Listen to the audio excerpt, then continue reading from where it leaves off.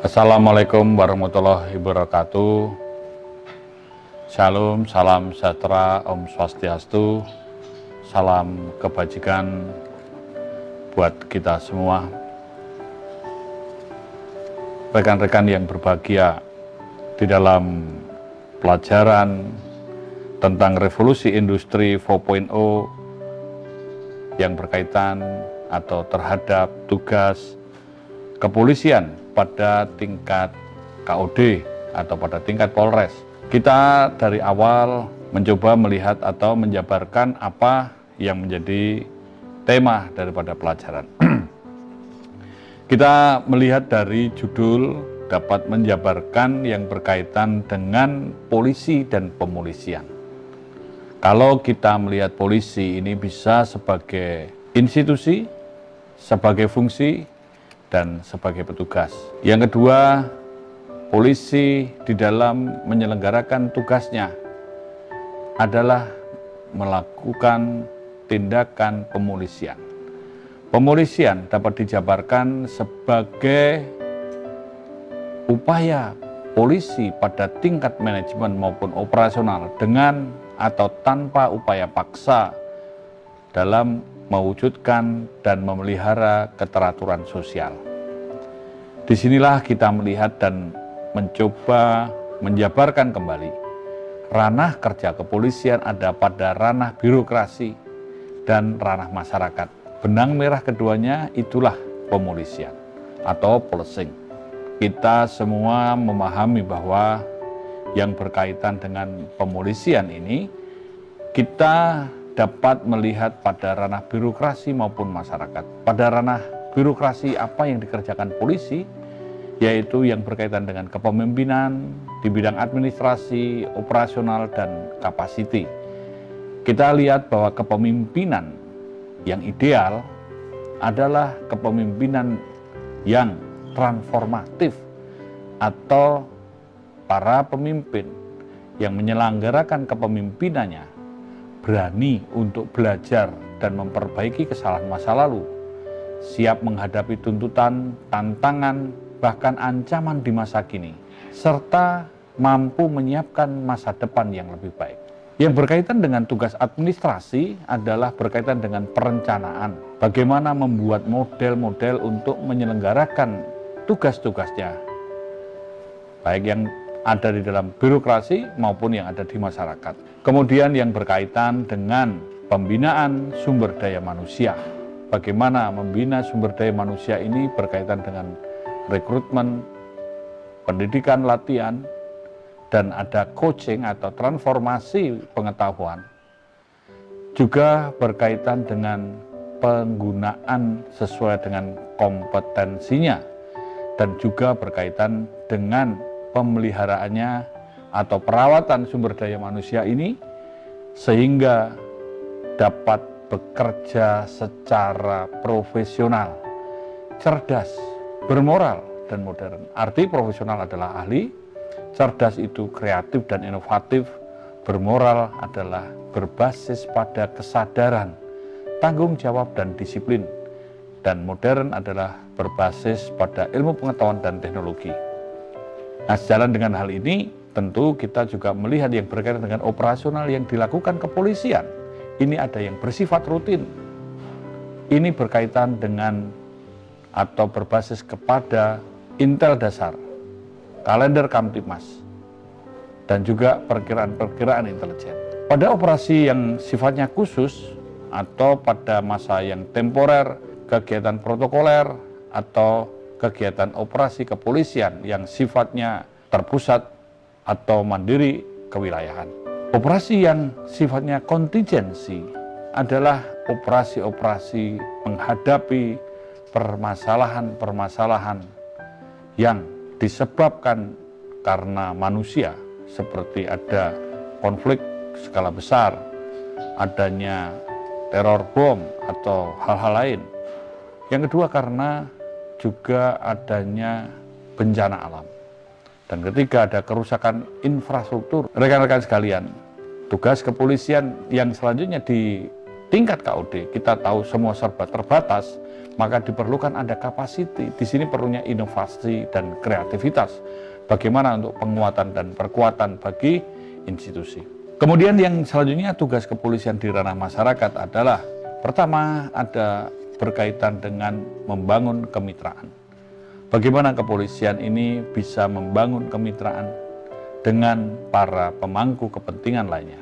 Dari pemerintah, dari anggota Dewan atau DPR, DPRD, juga dari para pakar, para ahli, sektor bisnis, media, LSM, tokoh masyarakat, dan sebagainya. Kemudian yang selanjutnya di ranah masyarakat, tugas polisi adalah memberikan pelayanan kepada publik.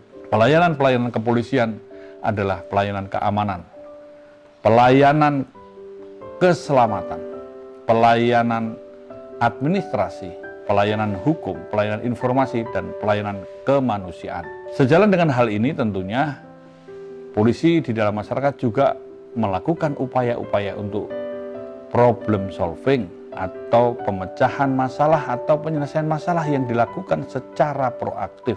Disinilah kegiatan-kegiatan kepolisian menunjukkan adanya tindakan yang cepat bersama para pemangku kepentingan lainnya dapat mencari akar masalah dan menemukan solusi yang dapat diterima semua pihak. Dan tentu yang diutamakan adalah tindakan-tindakan pencegahan. Dan yang keempat adalah kaitannya dengan membangun jejaring.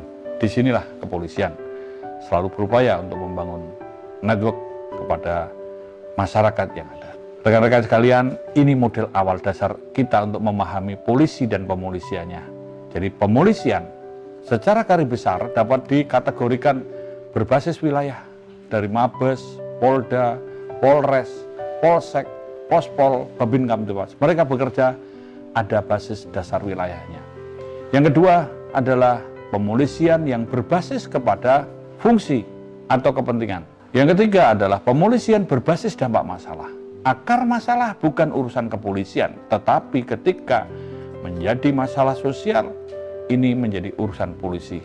Pola pemolisian di sini adalah memberdayakan atau menggunakan bagaimana polisi bersama para pemangku kepentingan, lintas wilayah, lintas fungsi, dan lintas stakeholder melalui satuan tugas atau satgas untuk menangani atau menyelesaikannya. Saya kira ini dasar yang perlu kita pahami bersama bagaimana polisi dan pemolisiannya untuk bekerja.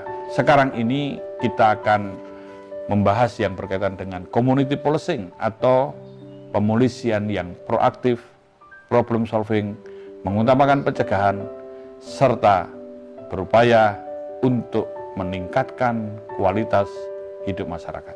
Kita melihat kata dasar community. Pada community inilah level kecil, lingkup kecil. Pada buku yang ditulis David Bailey mengatakan polisi tidak mencegah. Kalau itu menjadi pukulan atau kritik keras, maka para pemikir kepolisian memikirkan bentuk pemolisian masa depan ini pada community policing. Pemolisian memang banyak hal yang bisa dikembangkan di sini.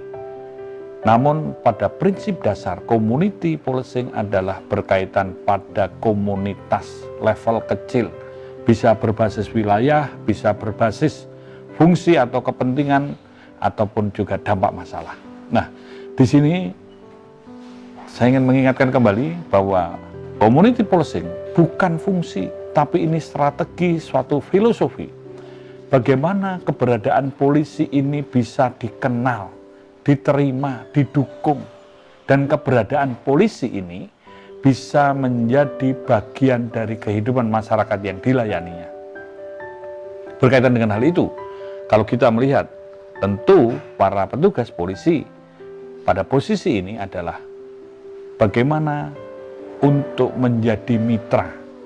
Mitra itu bukan anak buah, bukan corong, bukan bawahan, tetapi menjadi sahabat. Pada posisi yang sama, bersama-sama untuk mencari akar masalah dan menemukan solusinya. Ini sebenarnya secara konseptual dapat dilihat sebagai civil society atau masyarakat sipil atau masyarakat yang berbudaya Ini juga berkaitan dengan proses-proses ke depan untuk bagaimana membangun semacam asosiasi, forum, atau dewan pada tingkat polsek atau bahkan sampai tingkat kelurahan untuk bersama-sama mewujudkan keteraturan sosial atau Kamtibmas. Yang kedua adalah polisi bagaimana berusaha memahami kebutuhan rasa aman daripada masyarakat yang dilayaninya. Masyarakat satu daerah dengan daerah lain ini tidak sama. Mereka mempunyai karakteristik, corak masyarakat dan kebudayaannya yang berbeda.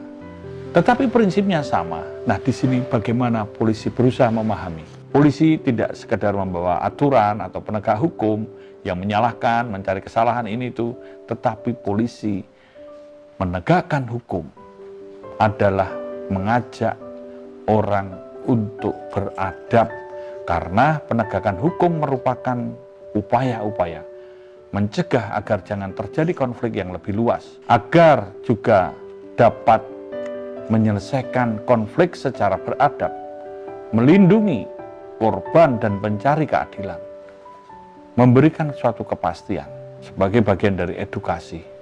Ini semua merupakan suatu rangkaian tugas-tugas polisi pada community policing. Esensinya adalah polisi mendukung segala hal yang berkaitan dengan produktivitas. Kalau secara konseptual dikatakan polisi ini penjaga kehidupan, dapat dimaknai bahwa suatu masyarakat dapat hidup, tumbuh, dan berkembang kalau ada produktivitas. Pada produktivitas itulah mereka atau warga masyarakat melakukan aktivitas, sehingga aktivitas ini dituntut adanya keamanan dan rasa aman. Dan disinilah polisi berusaha memberikan jaminan keamanan dan rasa aman. Polisi bukan sekedar penegak hukum, tetapi juga penegak keadilan.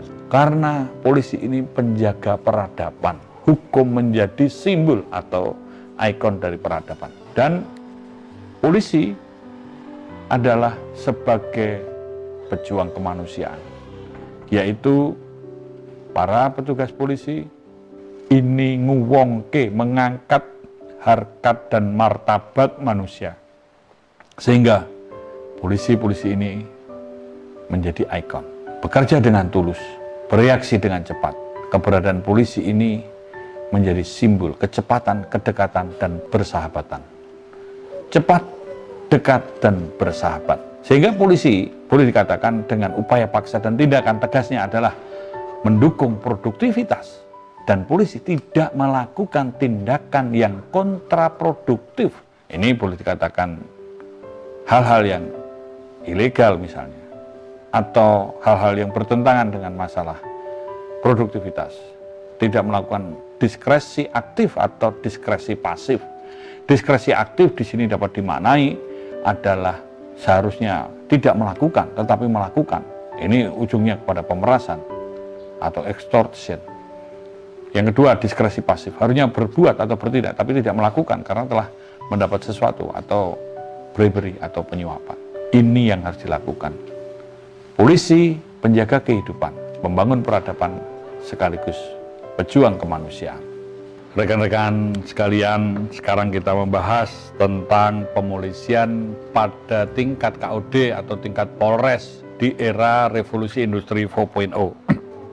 Kita semua tahu bahwa Polres merupakan bagian kesatuan operasional dasar yang terlengkap, yang memiliki jejaring fungsi-fungsi kepolisian terlengkap. Nah, di sini tentu kita bisa melihat bahwa di era digital, di era revolusi industri 4.0, semua dituntut cepat, membunuh ruang dan waktu.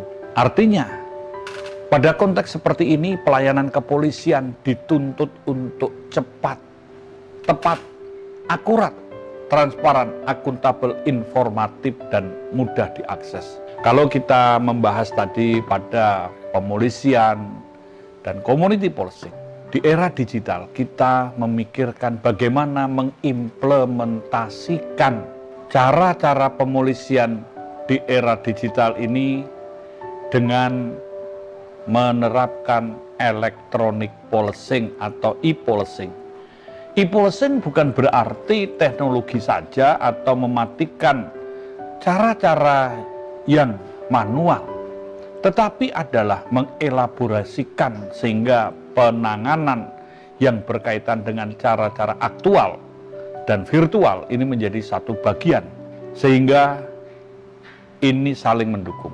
Di era digital, standar yang harus dilakukan adalah adanya back office, application, dan network.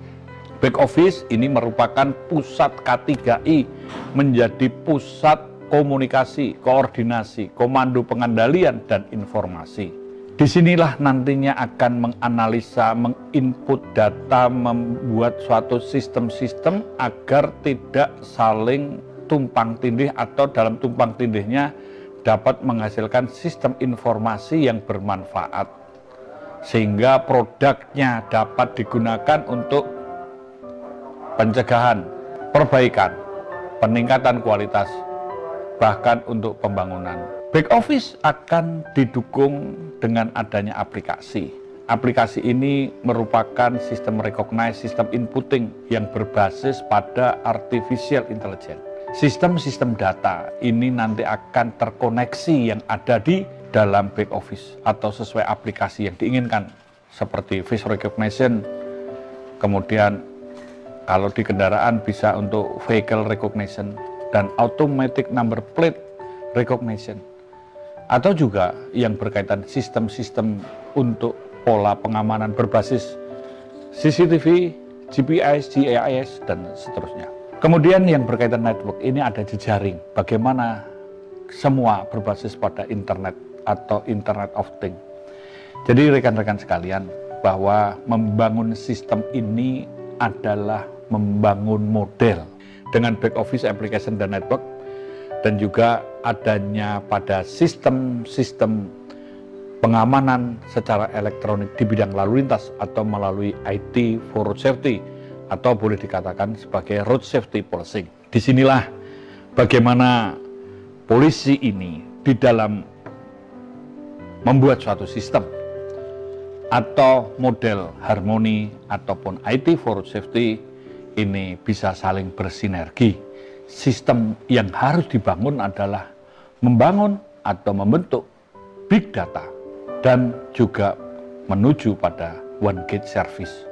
Membangun IT seringkali kita, ya mohon maaf kalau saya katakan ini seperti bilang beli jimat, kesaktiannya harus ditunjukkan dalam bentuk analisa infografis, info statistik, atau info-info virtual lainnya yang merupakan suatu prediksi antisipasi sebagai wujud solusi yang dapat diakses secara on time, real time, dan anytime. Pelayanan yang ditunjukkan kepada masyarakat yang berkaitan dengan pelayanan-pelayanan keamanan, pelayanan keselamatan, pelayanan informasi, pelayanan hukum, pelayanan administrasi, dan pelayanan kemanusiaan. Ini kualitasnya prima, karena ada back office, application, dan network tadi yang bisa dilaksanakan dengan cepat, tepat, akurat, transparan, akuntabel, informatif, dan mudah diakses. Rekan-rekan sekalian, ini mungkin suatu hal yang perlu adanya imajinatif. Kita bisa melihat, katakan Google, YouTube, itu ada back office-nya, ada aplikasinya, ada network-nya, ada inputting data. Kita semua di dalam mengamankan adalah berbasis pada peta, pemetaan. Bagaimana memetakan wilayah, bagaimana memetakan masalah, dan bagaimana memetakan potensi. Ini semua saling terkait. Sehingga pada tingkat Polres, apa yang dilakukan, apa yang dikerjakan, baik preemptif, preventif, represif, sampai rehabilitasi, ini ada indeksnya. Secara algoritma dapat dilihat, dapat ditunjukkan. Tingkat kualitas dan prestasi kerja polisi pada tingkat manajemen, pada tingkat masyarakat, ini juga bisa diwujudkan dan ada nilainya. Nah, sistem-sistem elektronik atau dengan sistem ini tentu ada pada kaitannya dengan rekam jejak digital. Kalau berkaitan dengan sistem lalu lintas, dapat saya contohkan. Misalnya dengan adanya ETLE, Electronic Traffic Law Enforcement. Ini ada Traffic Attitude Record, catatan perilaku berlalu lintas. Dan ada kaitan dari demerit point system atau sistem-sistem untuk merit atau apresiasi. Misalnya pada perpanjangan SIM bisa tanpa uji ulang, atau juga cabut sementara dan cabut seumur hidup. Kemudian yang berkaitan dengan sistem di masyarakat, perlu adanya call center. Bagaimana polisi ini bisa melayani, ada kemana orang untuk kontak kepada polisi. Call center misalnya 110, 119, dan seterusnya. Kita perlu memikirkan bagaimana reaksi cepat kalau terjadi sesuatu. Sistem jejaring, sistem informasi, panic button, pengawasan CCTV kamera ini harus ada di semua lini. Artinya, kalau kita mau membangun, inilah saatnya membangun smart policing.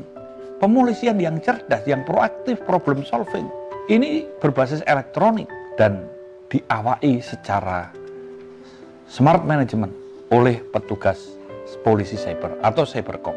Di sini kita melihat bahwa sistem-sistem yang ada CCTV ini bukan semata-mata sebagai mata saja, tetapi ada artificial intelligence yang dikoneksikan kepada back office. Maka pembangunan back office call and command center misalnya, sistem peta digital yang menjadi pemantauan atau untuk proteksi atau sistem harmoni ataupun sistem IT for safety.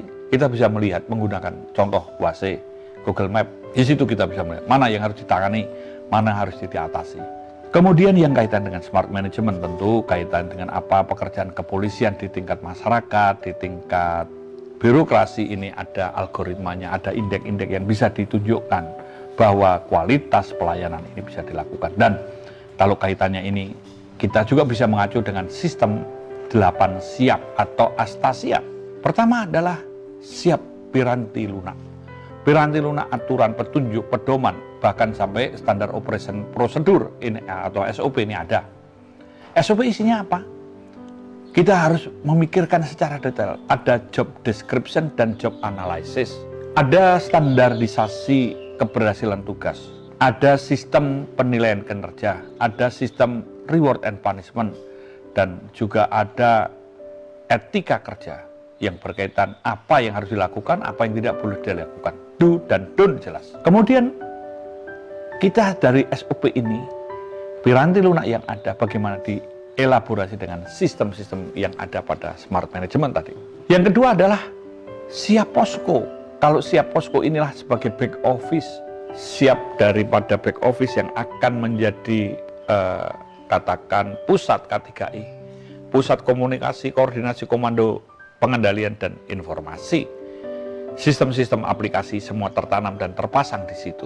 Yang ketiga adalah siap latihan pra-operasi, atau kita boleh katakan tidak perlu harus latihan, tapi bisa membuat suatu sistem coach secara online. Membangun sistem literasi. Bagaimana literasi ini menjadi dasar untuk mengcoach, terus mendidik, melatih, mentransformasi ilmu, meningkatkan kualitas. Keempat adalah siap jejaring, siap cipta kondisi sampai tingkat RT RW, siapa informan kunci yang ada di situ. Kemudian kaitannya dengan kelima adalah siap mitra. Bagaimana mitra-mitra ini percaya dan bisa memberdayakan dan mendukung kita di dalam bekerja atau menyelenggarakan pemolisiannya. Kemudian adalah bagaimana siap sumber daya manusia. Bagaimana sumber daya manusia ini siap untuk mengawai back office atau posko, petugas-petugas yang akan mengawai satuan tugas. Satuan tugas ini bisa satuan tugas preventif, satuan tugas represif, dan juga satuan tugas untuk cadangan, bantuan, dan lain sebagainya. Ketujuh adalah siap untuk sarana prasarana, baik untuk perorangan atau individu, untuk unit atau kelompok, dan juga untuk kesatuan. Ini kita pikirkan adalah bagaimana ke depan pos polisi, para Babin Kamtibmas merupakan suatu agen, orang-orang yang menjadi panutan, menjadi ikon, yang dapat membantu pekerja-pekerja di back office atau informasinya dilakukan. Ini merevolusi. Sistem perlengkapan ini perlu disampaikan, bagaimana sistem komunikasi, sistem informasi, tetap polisinya ini bisa menjadi ikon, menjadi simbol. Tunjukkan bagaimana kita ini bisa menjadi panutan. Masyarakat sekitar pantai misalnya, masyarakat sekitar hutan, masyarakat pertanian, masyarakat daerah perbukitan, masyarakat perlintasan, masyarakat kota, dan seterusnya. Sehingga pola-pola ini walaupun prinsipnya sama, tapi polisi bisa membuat dengan gaya yang lain. Dan polisi ini adalah tugasnya memanusiakan, mengangkat harkat dan martabat manusia. Pendekatannya bukan sekedar penegakan hukum, tetapi bagaimana seni budaya menjadi bagian penting. Literasi sangat penting, menjadi ikon penting. Bagaimana Polres dengan pekerjaan polisinya ini bisa menjadi ikon, ikon kecepatan, ikon kedekatan, ikon persahabatan. Jadi keberadaannya ini memang aman buat warga masyarakat, membawa manfaat dan menyenangkan. Ini harus kita bangun dengan suatu sistem, dibantu sistem elektronik, dengan model-model yang ada tadi sudah saya ceritakan. Inilah prinsip-prinsip mendasar bagaimana back office application network dengan program yang ada di Harmony ataupun program IT for Safety. Di sini semua merupakan implementasi community policing secara digital atau kita katakan sebagai electronic policing. Sehingga call center, call and command center, kalau di lalu lintas ada traffic management center, penggunaan peta digital, sistem aplikasi, sistem recognize, sistem inputting data, artificial intelligence untuk menganalisa sehingga hasil atau produknya merupakan prediksi, antisipasi, dan solusi yang dapat berwujud infografis, info virtual, info statistik yang on time, real time, dan dapat diakses anytime. Sehingga tadi saya katakan bahwa ketika kita akan membangun sistem di dalam pelayanan kepolisian untuk pelayanan keamanan, pelayanan keselamatan, pelayanan administrasi, pelayanan hukum, pelayanan informasi, dan pelayanan kemanusiaan, ini kualitasnya prima, cepat, tepat, akurat, transparan, akuntabel, informatif, dan mudah diakses. Tidak mungkin cara-cara manual dan parsial serta konvensional. Ini harus dilakukan berbasis IT, berbasis elektronik, berbasis online. Rekan-rekan sekalian, apa yang tadi saya sampaikan berkaitan dengan pemolisian di era revolusi industri 4.0 pada tingkat KOD ini perlu dikembangkan.